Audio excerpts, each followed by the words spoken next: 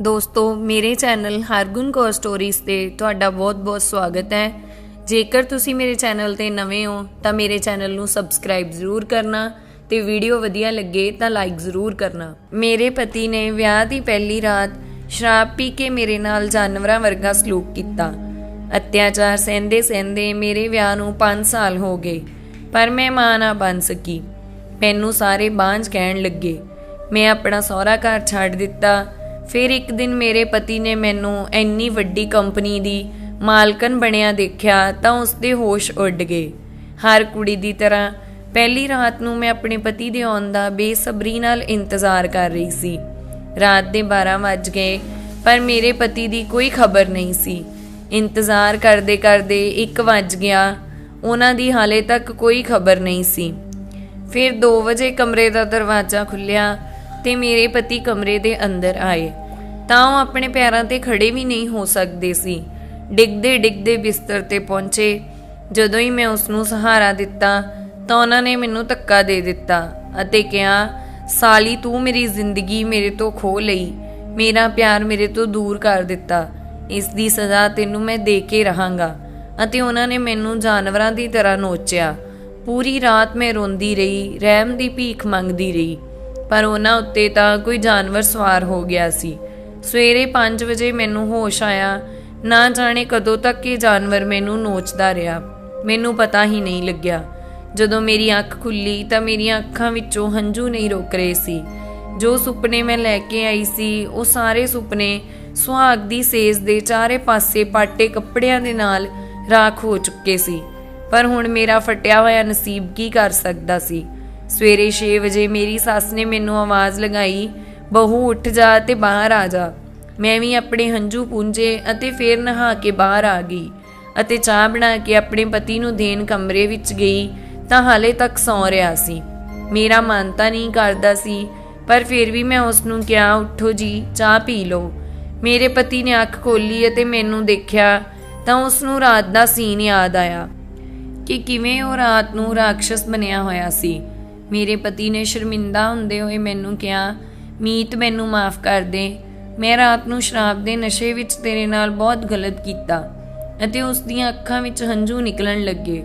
उसनू इस तरह देख के मैं उन्हां नू कहा कि तुसी मेरे पति हो, तुसी मेरे तो माफ़ी ना मंगो, मैनू पाप लगेगा।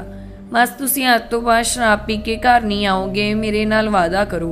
उन्होंने भी वादा किया कि अज तो बाद मैं शराब नू हथ भी नहीं लावांगा। अते फिर चाह पी के तैयार होके काम ते चले गए। मैं भी खुश सी। जो दर्द लिखिया सी किस्मत विच वो तां मिलना ही सी, पर शायद हुण सब कुछ सही हो जाएगा। मैं पूरा दिन खुश सी। घर पूरा भरिया होया सी। मेरियां 2 जठाणियां, मेरी सस ते मेरियां जठाणियां दे बच्चे सारे मेरे नाल चंगी तरह घुल मिल गए सी। सवेर तो शाम हुई, शाम तो रात हुई, सब ने खाना खा लिया, पर मेरा पति घर नहीं आया। मैं उन्हां दा खाना लैके अपने कमरे विच चली गई। मैं बहुत खुश सी कि अज रात मेरा पति मैनू चंगी तरह प्यार करेगा अते मैं कल दे गहरे जख्मां नू भुल सकूँगी।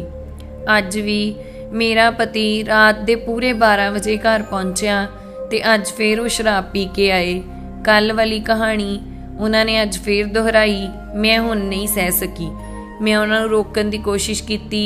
उन्हां दे अंदर शराब रूपी जानवर बैठ चुकिया सी। उन्होंने मैनू जोर दी 2 चपेड़ा मारियां। मैं हुण अपने होश विच नहीं सी। मैनू फिर तो नोचण लगे।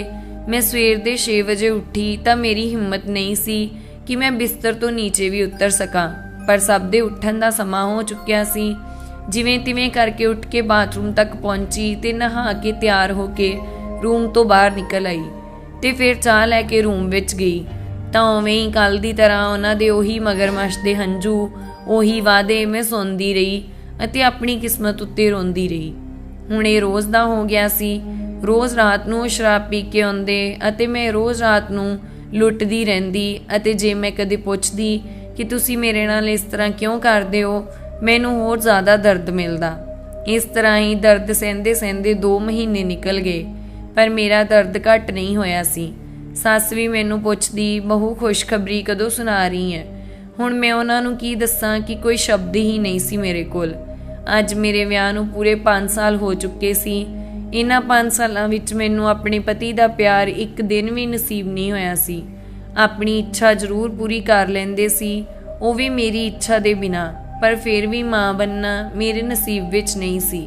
ਮੈਂ ਆਪਣਾ ਦਰਦ ਵੀ ਕਿਸੇ ਨੂੰ ਨਹੀਂ ਦੱਸ ਸਕਦੀ ਸੀ, ਕਿਉਂਕਿ ਮਾਂ ਪਿਤਾ ਜੀ ਤਾਂ ਬਚਪਨ ਵਿੱਚ ਹੀ ਗੁਜ਼ਰ ਗਏ ਸੀ ਅਤੇ ਇੱਕ ਚਾਚਾ ਚਾਚੀ ਸੀ, ਤਾਂ ਉਹਨਾਂ ਨੇ ਮੈਨੂੰ ਪੈਸਿਆਂ ਦੇ ਲਾਲਚ ਵਿੱਚ ਇਹਨਾਂ ਕਸਾਈਆਂ ਦੇ ਕੋਲ ਵੇਚ ਦਿੱਤਾ ਸੀ।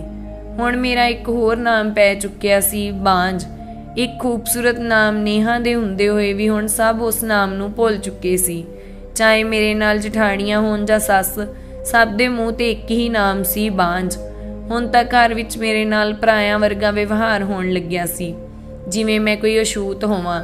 ਹੌਲੀ ਹੌਲੀ ਮੈਨੂੰ ਪਤਾ ਲੱਗਿਆ ਕਿ ਮੇਰੇ ਪਤੀ ਦੀ ਇੱਕ ਪ੍ਰੇਮਿਕਾ ਹੈ, ਵਿਆਹ ਤੋਂ ਪਹਿਲਾਂ ਦੀ। ਮੇਰੇ ਨਾਲ ਵਿਆਹ ਤੈਅ ਹੋਣ ਦੀ ਵਜ੍ਹਾ ਨਾਲ ਉਹਨਾਂ ਦੀ ਪ੍ਰੇਮਿਕਾ ਨੇ ਉਸ ਨੂੰ ਛੱਡ ਦਿੱਤਾ ਸੀ, ਤਾਂ ਵਿਸ਼ਾਲ ਉਸ ਦਾ ਗੁੱਸਾ ਮੇਰੇ ਉੱਤੇ ਕੱਢਦਾ ਸੀ। ਇਹ ਗੱਲ ਮੈਨੂੰ ਖੁਦ ਵਿਸ਼ਾਲ ਨੇ ਦੱਸੀ ਸੀ। ਜੇ ਮੈਂ ਕੁਝ ਕਹਿੰਦੀ ਜਾਂ ਵਿਰੋਧ ਕਰਦੀ ਸੀ ਤਾਂ ਉਸ ਦਿਨ ਮੇਰੀ ਹਾਲਤ ਉੱਠਣ ਵਾਲੀ ਨਹੀਂ ਰਹਿੰਦੀ। ਦਿਨ ਇਸ ਤਰ੍ਹਾਂ ਹੀ ਲੰਘਦੇ ਗਏ। ਮੈਂ ਸੋਚਿਆ ਕਿਉਂ ਨਾ ਮੈਂ ਡਾਕਟਰ ਤੋਂ ਆਪਣਾ ਚੈੱਕਅਪ ਕਰਵਾ ਲਵਾਂ, ਆਪਣੇ ਮੱਥੇ ਉੱਤੋਂ ਹੀ ਬਾਂਝ ਹੋਣ ਦਾ ਕਲੰਕ ਹਟਾ ਦੇਵਾਂ।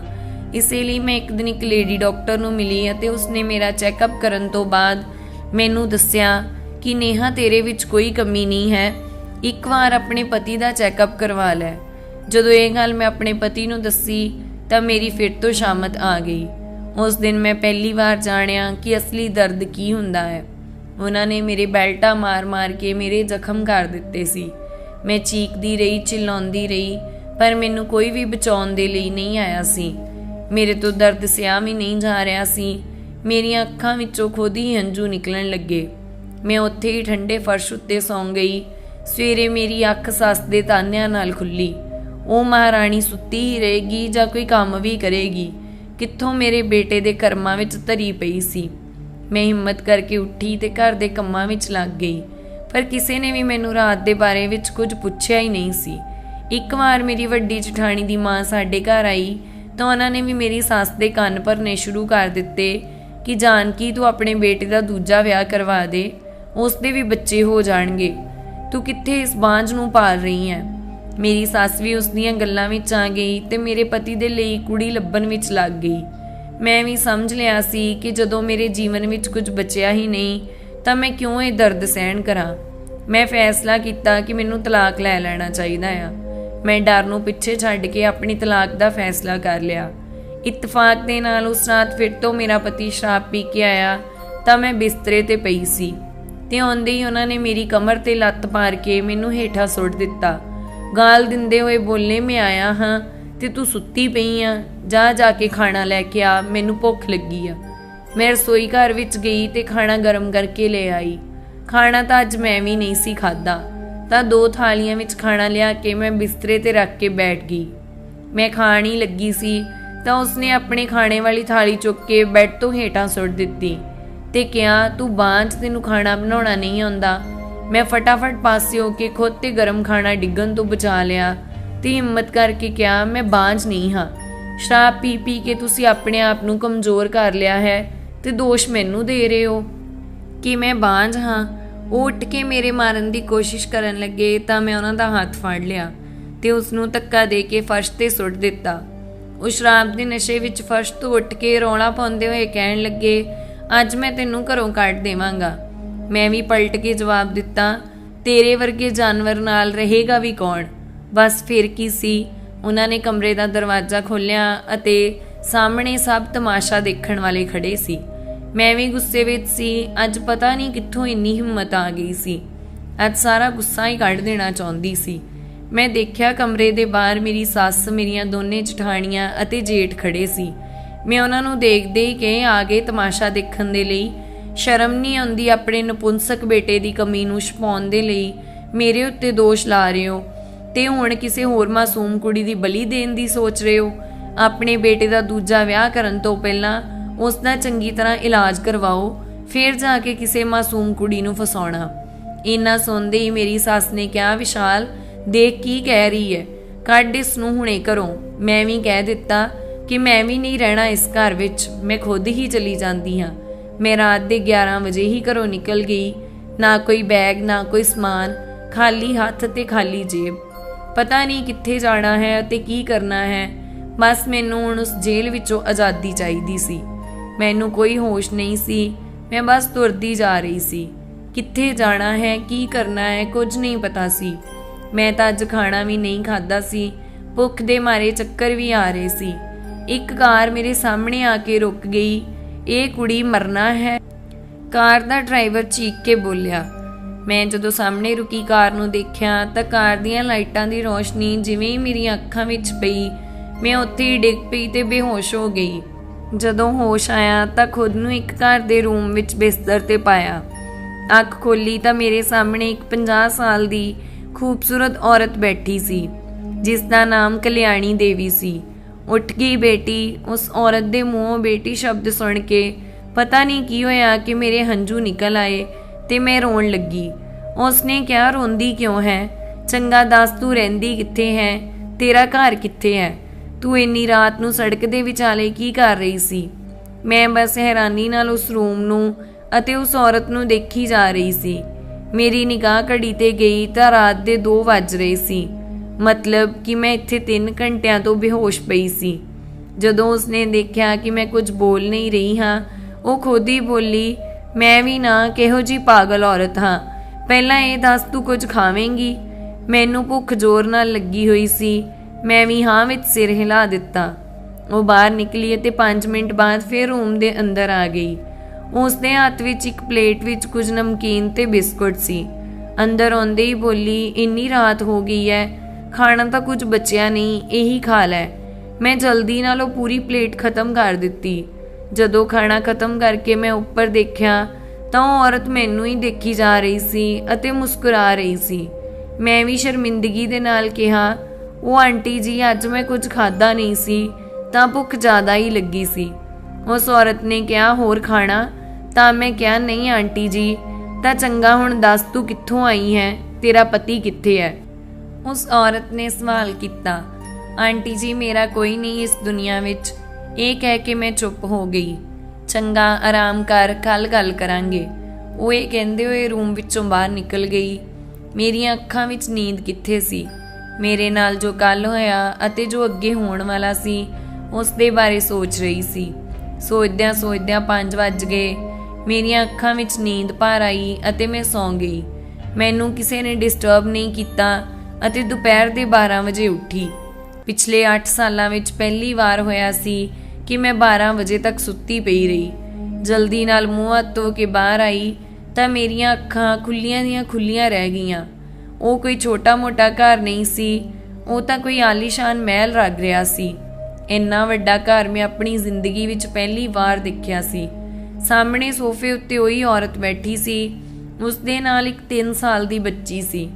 उस औरत दी निगाह मेरे ते पई तां उसने मैनू बुलाया, इधर आ बेटी। पता नहीं मैनू उन्हां दे मूहों बेटी सुनना चंगा लगा।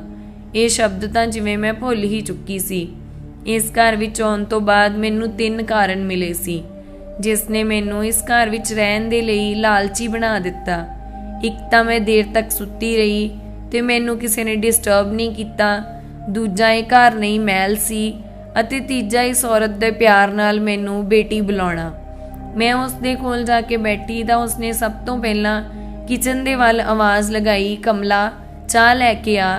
दीदी ये आंटी कौन ने? उस बच्ची ने उस औरत नूं पुछया। बेटी ये आंटी इस घर दी मेहमान है। चाह पीण तो बाद मैं कहा, चंगा आंटी जी मैं चलदी हाँ, मैं काम दी तलाश भी करनी है। उस औरत ने मैनू एक पल देखा ते पुछया कि तू घरों भज के आई है? मैं क्या नहीं आंटी, तुसी अजिहा क्यों बोल रहे हो? उसने मेरे शरीर उत्ते बैल्ट दे निशान देख के पुछया, फिर जख्मां दे निशान क्यों पए हन? मैं उसदी गल नूं विचों ही कट्टदे होए पुछया कि इस बच्ची दी माँ कित्थे है? तां उस औरत ने कहा, इस बच्ची दी माँ नूं 2 साल हो गए ने गुजरे हुए।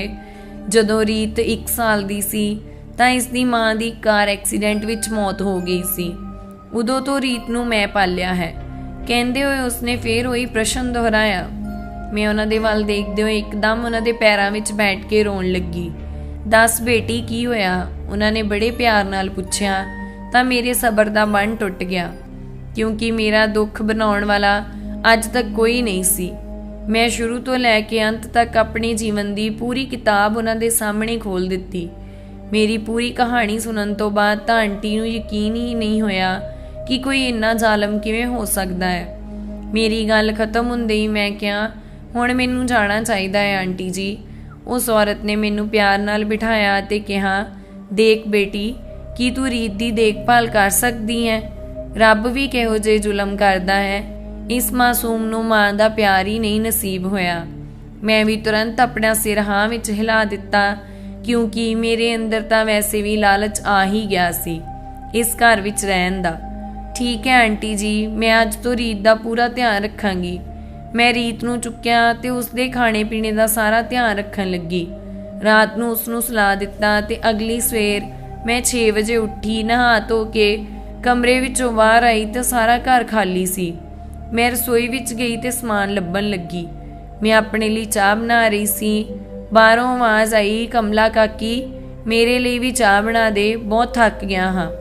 तां मैं मुड़ के देखा 30-32 सालां दा लंबा चौड़ा आदमी काले रंग दी शर्ट अते काले रंग दी पैंट पाई सोफे दे कोल खड़ा सी।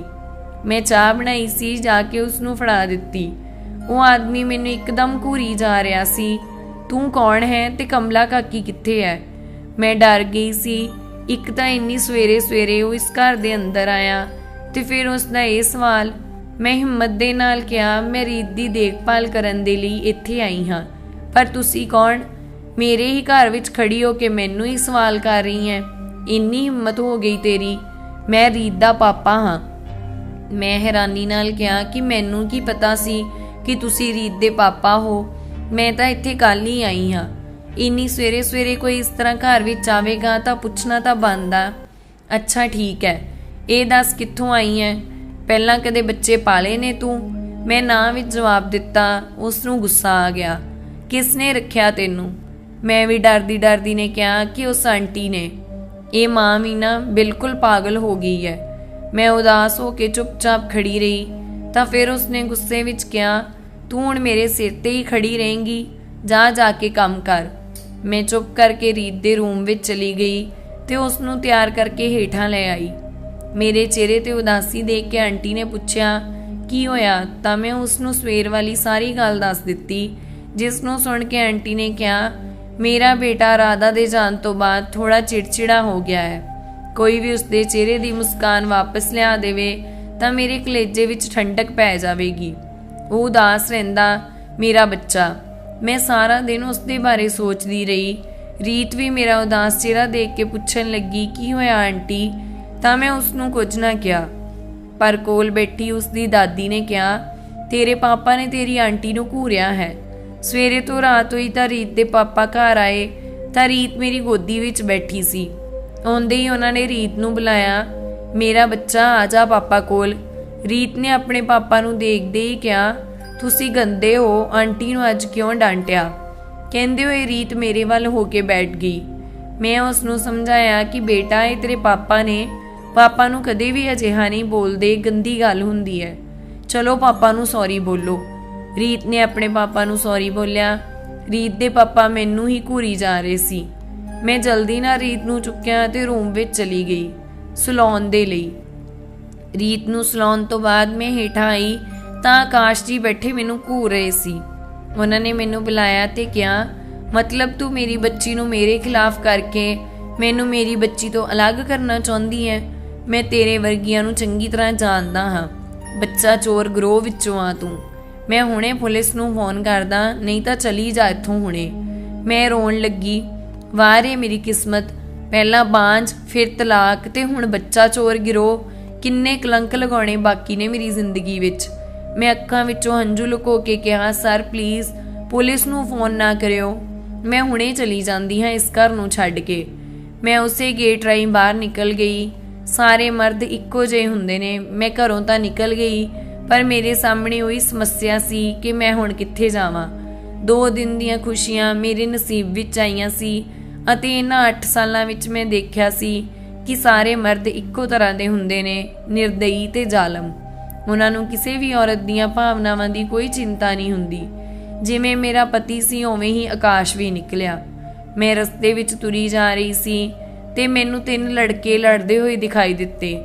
2 ਲੜਕਿਆਂ ਨੇ ਇੱਕ ਲੜਕੇ ਉੱਤੇ ਵਾਰ ਕਰ ਦਿੱਤਾ ਚਾਕੂ ਨਾਲ ਤੇ ਉਸ ਦਾ ਮੋਬਾਈਲ ਖੋਹ ਕੇ ਭੱਜ ਗਏ। ਮੈਂ ਜਲਦੀ ਨਾਲ ਉਸ ਵੱਲ ਭੱਜੀ ਤੇ ਉਸ ਨੂੰ ਕਿਸੇ ਦੀ ਮਦਦ ਨਾਲ ਹਸਪਤਾਲ ਲੈ ਗਈ।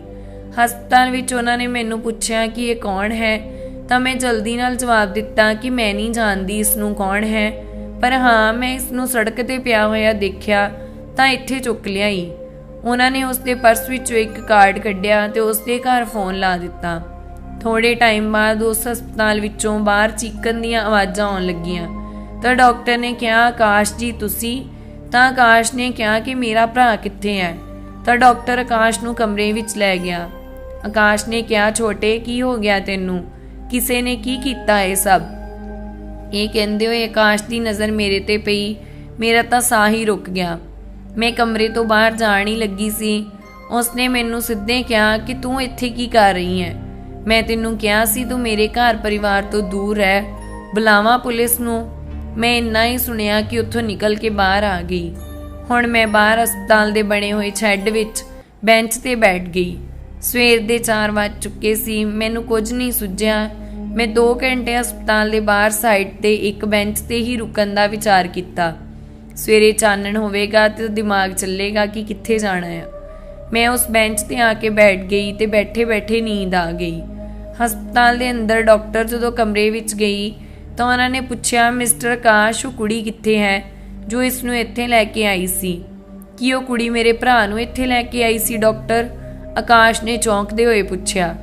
ਡਾਕਟਰ ਨੇ ਜਵਾਬ ਦਿੱਤਾ ਕਿ ਹਾਂ ਮਿਸਟਰ ਆਕਾਸ਼, ਉਹ ਦੱਸ ਰਹੀ ਸੀ ਕਿ 2 ਲੜਕਿਆਂ ਨੇ ਚਾਕੂ ਮਾਰ ਕੇ ਇਸ ਦਾ ਮੋਬਾਈਲ ਖੋਹ ਲਿਆ ਤੇ ਭੱਜ ਗਏ ਸੀ। ਉਹ ਕੁੜੀ ਇਸ ਨੂੰ ਸੜਕ ਤੋਂ ਹਸਪਤਾਲ ਤੱਕ ਲੈ ਕੇ ਆਈ ਸੀ। ਪਤਾ ਨਹੀਂ ਕਿੱਧਰ ਚਲੀ ਗਈ ਬਿਨਾਂ ਕੁਝ ਦੱਸੇ। ਇੰਨੀ ਰਾਤ ਨੂੰ ਰਾਤ ਦੇ 4 ਵੱਜ ਚੁੱਕੇ ਸੀ। ਆਕਾਸ਼ ਹਸਪਤਾਲ ਵਿੱਚੋਂ ਬਾਹਰ ਆਇਆ ਤੇ ਗੱਡੀ ਲੈ ਕੇ ਜਾਣ ਲੱਗਿਆ ਤਾਂ ਉਸ ਦੀ ਨਜ਼ਰ ਮੇਰੇ ਤੇ ਪੈ ਗਈ। ਉਹ ਮੇਰੇ ਕੋਲ ਆ ਕੇ ਕਹਿਣ ਲੱਗਿਆ, ਇਹ ਕੁੜੀ ਸੁਣ। ਮੈਂ ਆਵਾਜ਼ ਸੁਣ ਕੇ ਤੁਰੰਤ ਜਾਗ ਪਈ। ਦੇਖਿਆ ਤਾਂ ਸਾਹਮਣੇ ਆਕਾਸ਼ ਸੀ। ਮੈਂ ਹੜਬੜਾਉਂਦੇ ਹੋਏ ਆਕਾਸ਼ ਨੂੰ ਕਿਹਾ ਕਿ ਪੁਲਿਸ ਨੂੰ ਨਾ ਬੁਲਾਇਓ, ਮੈਂ ਸਵੇਰ ਹੁੰਦੇ ਹੀ ਇੱਥੋਂ ਚਲੀ ਜਾਵਾਂਗੀ। ਆਕਾਸ਼ ਨੇ ਮੈਨੂੰ ਹਸਪਤਾਲ ਦੇ ਅੰਦਰ ਬੁਲਾਇਆ ਤੇ ਸਿਰਫ ਇੰਨਾ ਹੀ ਕਿਹਾ ਕਿ ਜੋ ਕੁਝ ਵੀ ਹੋਇਆ ਉਸ ਦੇ ਲਈ ਸੌਰੀ। ਮੈਂ ਗੁੱਸੇ ਵਿੱਚ ਕੁਝ ਜ਼ਿਆਦਾ ਹੀ ਬੋਲ ਗਿਆ। ਤੂੰ ਮੇਰੇ ਭਰਾ ਦੀ ਜਾਨ ਬਚਾ ਕੇ ਮੇਰੇ ਉੱਤੇ ਬਹੁਤ ਵੱਡਾ ਅਹਿਸਾਨ ਕਰ ਦਿੱਤਾ ਹੈ। ਬੋਲ ਤੈਨੂੰ ਕਿੰਨੇ ਰੁਪਏ ਚਾਹੀਦੇ ਹਨ? ਮੈਂ ਕਿਹਾ, ਸਰ ਮੈਨੂੰ ਕੋਈ ਉਪਕਾਰ ਨਹੀਂ ਚਾਹੀਦਾ, ਨਾ ਹੀ ਰੁਪਿਆਂ ਦੇ ਲਈ ਮੈਂ ਇਹ ਸਭ ਕੀਤਾ ਹੈ। ਤੁਹਾਡੇ ਭਰਾ ਦੀ ਜਗ੍ਹਾ ਕੋਈ ਹੋਰ ਵੀ ਹੁੰਦਾ ਤਾਂ ਮੈਂ ਇਹੀ ਕਰਦੀ। ਮੈਂ ਬੱਚਾ ਚੋਰ ਵੀ ਨਹੀਂ ਹਾਂ ਸਰ। ਮੇਰੀ ਮਜਬੂਰੀ ਨੇ ਮੈਨੂੰ ਇੱਥੇ ਇਹ ਕੰਮ ਕਰਨ ਦੇ ਲਈ ਮਜਬੂਰ ਕਰ ਦਿੱਤਾ। ਨਹੀਂ ਤਾਂ ਮੈਂ ਪੜ੍ਹੀ ਲਿਖੀ BSc MSc ਪਾਸ ਸਟੂਡੈਂਟ ਹਾਂ। ਮੈਂ ਕੋਈ ਵੀ ਕੰਮ ਕਰ ਸਕਦੀ ਹਾਂ। ਆਕਾਸ਼ ਸ਼ਰਮਿੰਦਾ ਹੋਇਆ ਤੇ ਉਹਨੇ ਦੁਬਾਰਾ ਮੇਰੇ ਤੋਂ ਮਾਫੀ ਮੰਗੀ ਤੇ ਕਿਹਾ, ਮੈਂ ਬਹੁਤ ਜਲਦੀ ਗੁੱਸੇ ਹੋ ਜਾਂਦਾ ਹਾਂ, ਮੈਨੂੰ ਮਾਫ ਕਰ ਦਿਓ। ਮੈਂ ਜੋ ਕੁਝ ਵੀ ਕਿਹਾ ਬਸ ਮੇਰੀ ਮਾਂ ਨੂੰ ਨਾ ਦੱਸੀ। ਮੈਂ ਵੀ ਕਿਹਾ ਕਿ ਨਹੀਂ ਦੱਸਾਂਗੀ। ਗੱਲ ਕਰਦੇ ਕਰਦੇ ਸਵੇਰ ਦੇ 6 ਵੱਜ ਗਏ। ਚਾਨਣ ਹੋ ਚੁੱਕਿਆ ਸੀ ਤੇ ਮੈਂ ਉਸ ਨੂੰ ਕਿਹਾ ਕਿ ਤੁਸੀਂ ਘਰ ਜਾਓ, ਮੈਂ ਇੱਥੇ ਰਹਾਂਗੀ। ਤਾਂ ਉਸਨੇ ਕਿਹਾ, ਤੂੰ ਸੰਭਾਲ ਲਵੇਂਗੀ? ਸੰਭਾਲੀਏ ਤਰੀਕੇ ਨਾਲ ਪੁੱਛਿਆ। ਮੈਂ ਕਿਹਾ ਕਿ ਹਾਂ ਮੈਂ ਇੱਥੇ ਹੀ ਹਾਂ। ਆਕਾਸ਼ ਉੱਥੋਂ ਚਲਾ ਗਿਆ ਤੇ ਮੈਂ ਉਸਦੇ ਭਾਈ ਕੋਲ ਆ ਕੇ ਬੈਠ ਗਈ। ਸਵੇਰ ਦੇ 10 ਵਜੇ ਆਕਾਸ਼ ਜੀ ਅਤੇ ਉਸਦੀ ਮਾਤਾ ਜੀ ਹਸਪਤਾਲ ਵਿੱਚ ਆ ਗਏ। ਉਹ ਕਮਰਾ ਬਹੁਤ ਛੋਟਾ ਸੀ। ਉਸ ਕਮਰੇ ਵਿੱਚ ਸਾਰੇ ਲੋਕ ਨਹੀਂ ਆ ਸਕਦੇ ਸੀ। ਉਸ ਵਿੱਚ ਸਿਰਫ ਆਂਟੀ ਜੀ ਆਪਣੇ ਬੇਟੇ ਕੋਲ ਬੈਠ ਗਈ ਤੇ ਮੈਂ ਆਕਾਸ਼ ਜੀ ਬਾਹਰ ਨਿਕਲ ਗਏ। ਬਾਹਰ ਜਾਂਦੇ ਹੋਏ ਆਕਾਸ਼ ਨੇ ਪਹਿਲੀ ਵਾਰ ਮੈਨੂੰ ਬੜੇ ਪਿਆਰ ਨਾਲ ਮੇਰਾ ਨਾਮ ਪੁਕਾਰਿਆ ਸੀ, ਨੇਹਾ ਜੀ। ਮੈਂ ਹੈਰਾਨੀ ਨਾਲ ਉਸ ਦੇ ਵੱਲ ਦੇਖਿਆ। ਆਕਾਸ਼ ਜੀ ਨੇ ਕਿਹਾ, ਮੈਂ ਤੁਹਾਡੇ ਬਾਰੇ ਕੁਝ ਵੀ ਨਹੀਂ ਪਤਾ ਸੀ, ਇਸ ਲਈ ਮੈਂ ਇੰਨਾ ਸਭ ਕੁਝ ਬੋਲ ਗਿਆ। ਮੈਨੂੰ ਸਵੇਰੇ ਹੀ ਮੰਮੀ ਨੇ ਸਾਰਾ ਕੁਝ ਤੇਰੇ ਬਾਰੇ ਦੱਸਿਆ। ਮੈਂ ਉਸ ਦੇ ਵੱਲ ਦੇਖਦੇ ਹੋਏ ਕਿਹਾ ਕਿ ਮੈਨੂੰ ਇਸ ਦੀ ਆਦਤ ਹੈ। ਮੈਂ ਅਜਿਹੀਆਂ ਗੱਲਾਂ ਹਰ ਰੋਜ਼ ਸੁਣਦੀ ਹਾਂ। ਇਹ ਮੇਰੇ ਲਈ ਕੋਈ ਨਵੀਂ ਗੱਲ ਨਹੀਂ ਹੈ। ਮੈਂ ਬਸ ਪੁਲਿਸ ਵਾਲੀ ਗੱਲ ਤੋਂ ਡਰ ਗਈ ਸੀ ਕਿਉਂਕਿ ਮੇਰੇ ਉੱਪਰ ਤਾਂ 3 ਕਲੰਕ ਪਹਿਲਾਂ ਹੀ ਲੱਗ ਚੁੱਕੇ ਨੇ। ਫਿਰ ਜੇ ਪੁਲਿਸ ਆ ਜਾਂਦੀ ਤਾਂ ਫਿਰ ਬਾਂਝ, ਤਲਾਕ, ਬੱਚਾ ਚੋਰ ਅਤੇ ਹਵਾਲਾਤ ਵਿੱਚ ਰਹਿਣ ਦਾ ਵੀ ਕਲੰਕ ਲੱਗ ਜਾਂਦਾ। ਆਕਾਸ਼ ਨੇ ਆਪਣੀ ਗਲਤੀ ਮਹਿਸੂਸ ਕੀਤੀ ਤੇ ਉਸਨੇ ਮੈਨੂੰ ਕਿਹਾ ਕਿ ਚੰਗਾ ਦੱਸੋ, ਮੈਨੂੰ ਇਸ ਦੀ ਕੀ ਸਜ਼ਾ ਦੇਣਾ ਪਸੰਦ ਕਰੋਗੇ? ਮੈਂ ਇਹ ਸ਼ਬਦ ਪਹਿਲੀ ਵਾਰ ਸੁਣ ਰਹੀ ਸੀ, ਉਹ ਵੀ ਮਰਦ ਮੇਰੇ ਸਾਹਮਣੇ ਆਪਣੀ ਗਲਤੀ ਮੰਨ ਕੇ ਸਜ਼ਾ ਦੇ ਲਈ ਬੋਲ ਰਿਹਾ ਸੀ। ਮੈਂ ਕਿਹਾ ਅਜਿਹਾ ਕੁਝ ਨਹੀਂ ਹੈ, ਮੈਂ ਕਿਸੇ ਨੂੰ ਕੋਈ ਸਜ਼ਾ ਨਹੀਂ ਦੇਣ ਵਾਲੀ। ਵੈਸੇ ਵੀ ਸਾਰੇ ਮਰਦ ਇੱਕੋ ਜਿਹੇ ਹੁੰਦੇ ਨੇ। ਅੱਜ ਬੋਲ ਰਹੇ ਹੋ, ਕੱਲ ਨੂੰ ਫਿਰ ਦੁੱਗਣਾ ਦਰਦ ਮੈਨੂੰ ਮਿਲੇਗਾ। ਆਕਾਸ਼ ਨੇ ਕਿਹਾ ਨੇਹਾ ਜੀ, ਮੈਂ ਇੰਨਾ ਵੀ ਬੁਰਾ ਨਹੀਂ। ਉਹ ਤਾਂ ਰਾਧਾ ਦੇ ਜਾਣ ਤੋਂ ਬਾਅਦ ਮੇਰੀ ਜ਼ਿੰਦਗੀ ਵਿੱਚ ਕੁਝ ਨਹੀਂ ਬਚਿਆ ਤਾਂ ਮੈਂ ਇਸ ਤਰ੍ਹਾਂ ਦਾ ਬਣ ਗਿਆ। ਮੈਂ ਵਾਅਦਾ ਕਰਦਾ ਹਾਂ ਕਿ ਅੱਜ ਦੇ ਬਾਅਦ ਕਦੇ ਵੀ ਕਿਸੇ ਗੱਲ ਤੇ ਗੁੱਸਾ ਨਹੀਂ ਕਰਾਂਗਾ। ਬਸ ਤੁਸੀਂ ਮੇਰੀ ਬੇਟੀ ਨੂੰ ਸੰਭਾਲ ਲਵੋ। ਮੈਂ ਵੀ ਕਿਹਾ ਤੁਸੀਂ ਰੀਤ ਦੀ ਚਿੰਤਾ ਨਾ ਕਰੋ, ਮੈਂ ਉਸ ਨੂੰ ਕਦੇ ਵੀ ਮਾਂ ਦੀ ਕਮੀ ਮਹਿਸੂਸ ਨਹੀਂ ਹੋਣ ਦੇਵਾਂਗੀ। ਅਸੀਂ ਇਹ ਗੱਲਾਂ ਕਰਦੇ ਕਰਦੇ ਘਰ ਪਹੁੰਚ ਗਏ। ਅਗਲੇ ਦਿਨ ਆਕਾਸ਼ ਜੀ ਨੇ ਸ਼ਾਮ ਨੂੰ ਘਰ ਆ ਕੇ ਮੈਨੂੰ ਕਿਹਾ ਨੇਹਾ ਜੀ, ਮੇਰੀ ਸੈਕਟਰੀ ਕੰਮ ਛੱਡ ਕੇ ਚਲੀ ਗਈ ਹੈ, ਕੀ ਤੁਸੀਂ ਮੇਰੀ ਸੈਕਟਰੀ ਬਣੋਗੇ? ਮੈਂ ਹੈਰਾਨ ਹੋ ਕੇ ਉਹਨਾਂ ਨੂੰ ਅੱਖਾਂ ਅੱਡ ਕੇ ਦੇਖ ਰਹੀ ਸੀ ਤਾਂ ਉਸਨੇ ਕਿਹਾ ਕਿ ਮੈਨੂੰ ਇਸ ਤਰ੍ਹਾਂ ਕਿਉਂ ਦੇਖ ਰਹੀ ਹੈ? ਮੈਂ ਕੋਈ ਆਈ ਲਵ ਯੂ ਤਾਂ ਨਹੀਂ ਕਿਹਾ। ਮੈਂ ਕਿਹਾ ਪਰ ਮੈਂ ਅੱਜ ਤੱਕ ਬਾਹਰ ਕੰਮ ਨਹੀਂ ਕੀਤਾ। ਆਕਾਸ਼ ਨੇ ਕਿਹਾ ਕਿ ਇਸ ਵਿੱਚ ਕੀ ਹੈ, ਜਿਵੇਂ ਘਰ ਨੂੰ ਮੈਨੇਜ ਕਰਦੀ ਹੈ ਵੈਸੇ ਹੀ ਆਫਿਸ ਵਿੱਚ ਕੰਮ ਨੂੰ ਮੈਨੇਜ ਕਰਿਆ ਕਰਨਾ, ਅਤੇ ਮੈਨੂੰ ਪੂਰਾ ਭਰੋਸਾ ਹੈ ਕਿ ਤੂੰ ਮੇਰੀ ਸੈਕਟਰੀ ਬਣ ਕੇ ਚੰਗੀ ਤਰ੍ਹਾਂ ਕੰਮ ਕਰੇਂਗੀ। ਮੈਂ ਵੀ ਹਿੰਮਤ ਕਰਕੇ ਹਾਂ ਬੋਲ ਦਿੱਤੀ ਅਤੇ ਕੱਲ ਤੋਂ ਆਫਿਸ ਜਾਵਾਂਗੀ ਇਹ ਕਹਿ ਦਿੱਤਾ। ਅਗਲੇ ਦਿਨ ਮੈਂ ਜਲਦੀ ਉੱਠ ਖੜੀ ਤੇ ਪਹਿਲੀ ਵਾਰ ਜ਼ਿੰਦਗੀ ਵਿੱਚ ਮੰਦਰ ਗਈ, ਕਿਉਂਕਿ ਮੇਰਾ ਰੱਬ ਤੋਂ ਵਿਸ਼ਵਾਸ ਹੀ ਉੱਠ ਗਿਆ ਸੀ। ਅੱਜ ਪਹਿਲੀ ਵਾਰ ਕਮਲਾ ਕਾਕੀ ਨੇ ਮੈਨੂੰ ਚਾਹ ਪਿਆਈ ਤੇ ਮੈਂ ਤਿਆਰ ਹੋ ਕੇ ਬੈਠ ਗਈ। ਉੱਪਰੋਂ ਆਕਾਸ਼ ਜੀ ਆਏ ਤੇ ਨਾਸ਼ਤਾ ਕਰਨ ਤੋਂ ਬਾਅਦ ਉਹਨਾਂ ਨੇ ਪੁੱਛਿਆ ਰੈਡੀ ਹੋ ਨੇਹਾ ਜੀ? ਮੈਂ ਵੀ ਹਾਂ ਵਿੱਚ ਸਿਰ ਹਿਲਾ ਦਿੱਤਾ ਅਤੇ ਅਸੀਂ ਦੋਨੋਂ ਨਿਕਲ ਗਏ ਆਫਿਸ ਦੇ ਲਈ। ਇਹ ਮੇਰਾ ਦੂਜਾ ਐਕਸਪੀਰੀਅੰਸ ਸੀ ਆਕਾਸ਼ ਜੀ ਦੇ ਨਾਲ। ਪਹਿਲਾਂ ਤਾਂ ਜ਼ਿੰਦਗੀ ਵਿੱਚ ਪਹਿਲੀ ਵਾਰ ਮੈਂ ਘੁੰਮਣ ਗਈ ਸੀ ਤੇ ਦੂਜਾ ਜ਼ਿੰਦਗੀ ਵਿੱਚ ਪਹਿਲੀ ਵਾਰ ਮੈਂ ਕਿਸੇ ਆਫਿਸ ਵਿੱਚ ਨਵੀਂ ਦੁਨੀਆ ਦੇਖੀ ਸੀ। ਮੈਂ ਆਕਾਸ਼ ਜੀ ਦੇ ਨਾਲ ਉਹਨਾਂ ਦੇ ਕੈਬਿਨ ਦੇ ਅੰਦਰ ਗਈ ਤਾਂ ਆਕਾਸ਼ ਨਾਲ ਕਈ ਹੋਰ ਕੁੜੀਆਂ ਸੀ। ਆਕਾਸ਼ ਜੀ ਨੇ ਕਿਹਾ ਗੀਤ ਇਸ ਨੂੰ ਇਸ ਦਾ ਕੰਮ ਸਮਝਾ ਦਿਓ ਅਤੇ ਇਹ ਨਵੀਂ ਹੈ। ਗੀਤਾ ਮੈਨੂੰ ਸਮਝਾਉਣ ਲੱਗੀ, ਮੈਂ ਵੀ ਮਨ ਲਗਾ ਕੇ ਕੰਮ ਸਿੱਖਣ ਲੱਗੀ। ਸ਼ਾਮ ਨੂੰ ਅਸੀਂ ਇਕੱਠੇ ਵਾਪਸ ਆਏ ਤੇ ਫਿਰ ਰੀਤ ਦੇ ਨਾਲ ਕੁਝ ਸਮਾਂ ਬਿਤਾਇਆ ਤੇ ਖਾਣਾ ਖਾ ਕੇ ਜਲਦੀ ਨਾਲ ਸੌਂ ਗਈ, ਕਿਉਂਕਿ ਅੱਜ ਮੈਂ ਥੱਕ ਗਈ ਸੀ, ਕਿਉਂਕਿ ਸਵੇਰੇ ਉੱਠ ਕੇ ਫਿਰ ਤੋਂ ਉਹੀ ਰੂਟੀਨ ਚਾਲੂ ਹੋਣਾ ਸੀ। ਅਸੀਂ ਸਵੇਰੇ ਆਫਿਸ ਪਹੁੰਚੇ ਤੇ ਮੈਂ ਸਿੱਧਾ ਕੈਬਿਨ ਵਿੱਚ ਗਈ ਤੇ ਕੰਮ ਕਰਨ ਲੱਗੀ। ਮੈਂ ਬੌਸ ਦੇ ਸਾਹਮਣੇ ਬੈਠ ਕੇ ਕੰਮ ਕਰ ਰਹੀ ਸੀ। ਕੈਬਿਨ ਦਾ ਦਰਵਾਜ਼ਾ ਮੇਰੇ ਠੀਕ ਪਿੱਛੇ ਸੀ।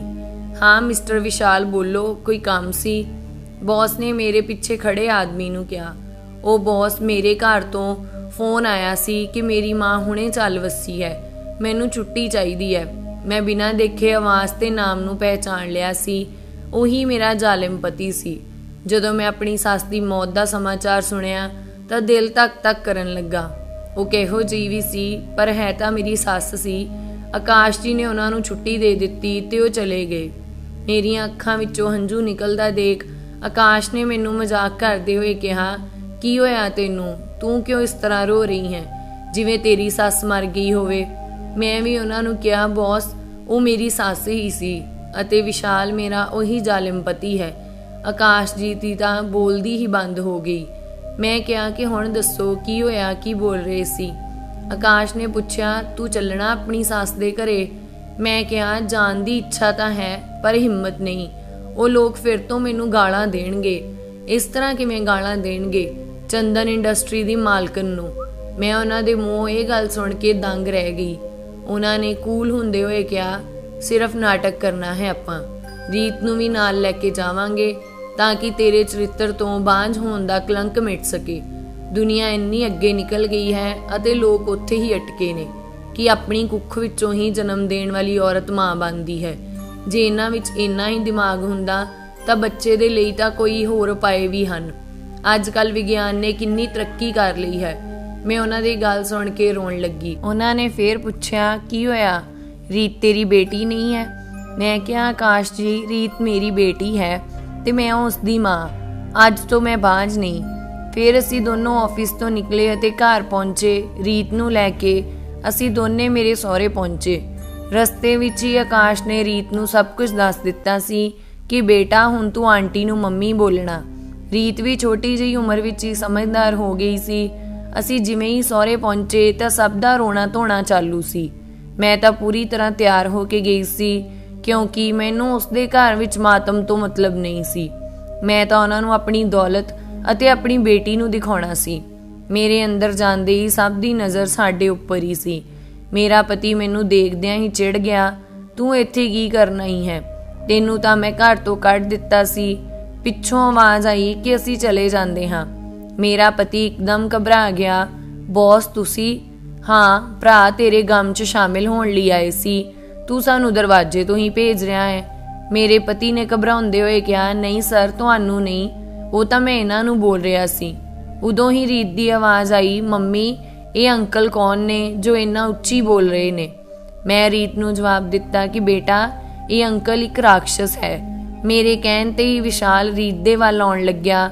अपनी आवाज़ नू तेज़ करदे होए कहा, सुण मिस्टर विशाल, ये मेरी बेटी है, तुसी भी देख लवो, मैं बांझ नहीं।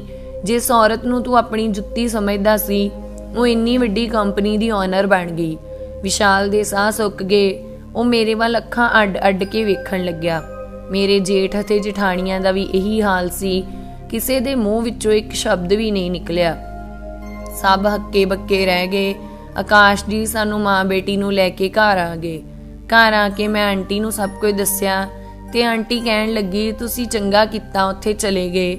मैनू उस दिन लग्या कि सारे मर्द इक्को जे नहीं हुंदे, कोई 2-4 मर्दां दे पिछे सारे बदनाम हुंदे हन। आकाश जी मेरे बहुत चंगे दोस्त बन गए। उन्हां विच भी बहुत बदलाव आ गया सी। वो बहुत ही नेक दिल अते सुलझे होए इंसान सी। हौली हौली समा लंघदा गया ते मैं एक दिन सुनिया कि विशाल दियां शराब पी पी के दोनों किडनियां खराब हो गईयां। हुण वो मरिया बरोबर सी। विशाल वर्गे लोग जो अपनियां पत्नियां दे नाल जानवरां वर्गा व्यवहार करते ने अते पत्नी नूं मजबूर होके उन्हां दा अत्याचार सहना पैंदा है, उन्हां लोकां नूं फिर रब सज़ा दिंदा है, जो मैं अपनी अखीं विशाल नाल हुंदा देख रही सी। दोस्तों उम्मीद करदी हां तुहानूं साडी इह कहानी पसंद आई होवेगी। वीडियो नूं लाइक ते चैनल नूं सबसक्राइब जरूर करियो।